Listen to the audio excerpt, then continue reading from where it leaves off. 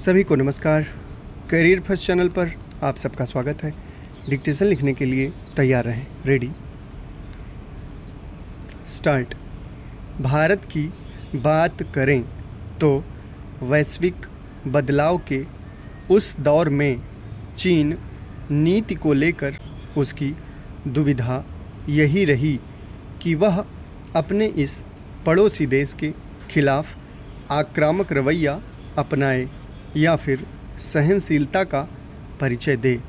आमतौर पर ऐसी स्थिति में ठीकरा विंस्टन चर्चिल पर फोड़ते हुए कहा जाता है कि कोई राष्ट्र एक ही समय में इन दोनों विकल्पों का एक साथ चयन नहीं कर सकता, बल्कि किसी एक को चुनना उसकी मजबूरी है। लिहाजा भारत की नीति भी आक्रामकता और सहनशीलता के बीच झूलती रही, जिसका नतीजा यह रहा कि पिछले एक दशक में भू राजनीतिक अस्थिरता और बढ़ गई।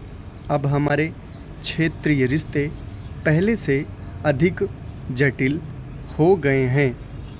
उत्तरी सीमा पर सैनिकों का जमावड़ा बढ़ गया है, जबकि चीन और पाकिस्तान का सैन्य रिश्ता ऐसा आकार ले चुका है कि वह भूसामरिक संतुलन को पलटने का मादा रखता है। इतना ही नहीं, अमेरिका ने भी भारत को इस उपमहाद्वीप में कमज़ोर करने और भू राजनीतिक उठापटक के दौर में नई दिल्ली को नुकसान पहुंचाने का प्रयास किया। यदि यह एक अस्थायी तूफान था जिसकी नियति गुजर जाने की थी, तो अब इस दौर का लाभ उठाना हमारे लिए रणनीतिक रूप से मुफीद है। हालांकि भारत द्वारा अभूतपूर्व आर्थिक, तकनीकी और सैन्य बदलाव किए जा रहे हैं, लेकिन इससे पुरानी विश्व व्यवस्था खुद ब खुद साकार नहीं हो सकती।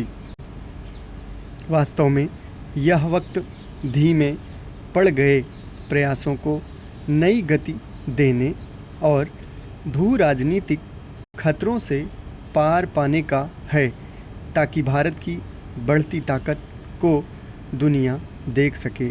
क्या हम चीन नीति को इस तरह गढ़ सकते हैं कि हमारे लिए कहीं अधिक अनुकूल रणनीतिक माहौल का निर्माण हो सके? इस संबंध में हमें इतिहास से सबक लेना चाहिए। एक दूसरे से होड़ ले रहे देशों ने तमाम संघर्षों के बाद आखिरकार दोस्ती पर ही जोर दिया। इसका सबसे ज्वलंत उदाहरण है 1970 के दशक में अमेरिका और चीन के रिश्तों में आई नरमी, या 1980 के दशक में चीन और सोवियत संघ का तालमेल। दोनों ही मामलों में आक्रामक रुख के कारण आपसी विश्वास को आगे बढ़ाना मुश्किल हो गया था। क्या आज भारत चीन रिश्ते को लेकर भी यही कहा जा सकता है? निस्संदेह कोई भी ऐसा प्रभावी बाहरी कारक या बल नहीं है जो इन दोनों को तनाव खत्म करने के लिए प्रेरित कर सके।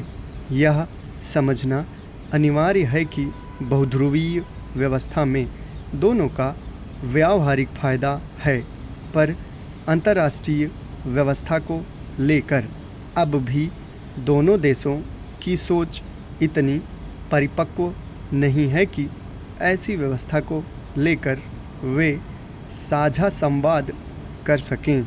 फिर महत्वपूर्ण यह भी है कि बाह्य संतुलन को लेकर भारत के सीमित विकल्पों के बावजूद भौतिक विषमता दोनों देशों के बीच किसी बड़े सौदे को साकार नहीं कर सकती। समाप्त। धन्यवाद।